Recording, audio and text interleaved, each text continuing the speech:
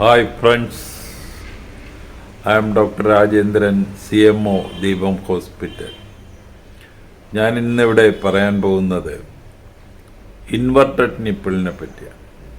എന്ന് പറഞ്ഞാൽ ഇതുപോലെ നിപ്പിള് പുറത്തോട്ട് തള്ളി നിൽക്കാത്ത അവസ്ഥ.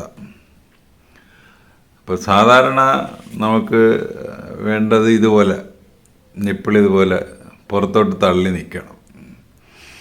അപ്പോൾ ഇതില്ലെങ്കിൽ കുട്ടിക്ക് പാൽ കുടിക്കാൻ വലിയ ബുദ്ധിമുട്ടായിരിക്കും. അപ്പോൾ പ്രസവം കഴിഞ്ഞ ചില സ്ത്രീകൾ ഈ ഒരു അവസ്ഥയായിട്ട് വരാറുണ്ട്. അപ്പോൾ ഇതിൽ നിന്ന് പാൽ കുടിക്കാൻ വളരെ കുട്ടിക്ക് വലിയ ബുദ്ധിമുട്ടായിരിക്കും. അപ്പോൾ ഇതിനൊരു പെട്ടെന്ന് ചെയ്യാവുന്ന ഒരു സൂത്രമുണ്ട്. അപ്പോൾ സംഭവം സിമ്പിളാണ്. ഒന്നുകൂടെ പറയാം. ഇതുപോലെ ഒരു 5cc സിറിഞ്ച് എടുക്കുക. 5cc സിറിഞ്ച് എടുത്തിട്ട് അതിൻ്റെ ഈ അറ്റം മുറിച്ച് കളയുക. അപ്പോൾ ഈ ഒരു കഷ്ണം മുറിച്ച് കളയുക. അപ്പോൾ അത് മാറ്റി. അപ്പോൾ ഇതുപോലെ കിട്ടും നമുക്ക്. ഇതുപോലെ കിട്ടിക്കഴിഞ്ഞിട്ട് അതിൻ്റെ ആ പിസ്റ്റൺ ഇതുപോലെ ഊരിയെടുത്തിട്ട് തല തിരിച്ച് ഇതിലെവിടെ കയറ്റണം. അപ്പോൾ ഇതുപോലെ. അപ്പോൾ ഇത് എന്നിട്ട് ഈ മലക്കണ്ണിൻ്റെ ആ ഭാഗത്തോട്ട് വെക്കുക. നിപ്പിൾ അതിൻ്റെ അകത്ത് വരണം. ഈ ഭാഗത്ത് വെച്ചിട്ട് നമ്മൾ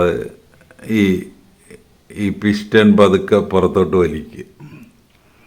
പുറത്തോട്ട് വലിക്കുമ്പോൾ ഈ ഭാഗത്ത് വാക്വമാണ്. ഈ വാക്വം ആയിരിക്കുമ്പോൾ ആ നിപ്പിള് ഇതിലോട്ട് അങ്ങ്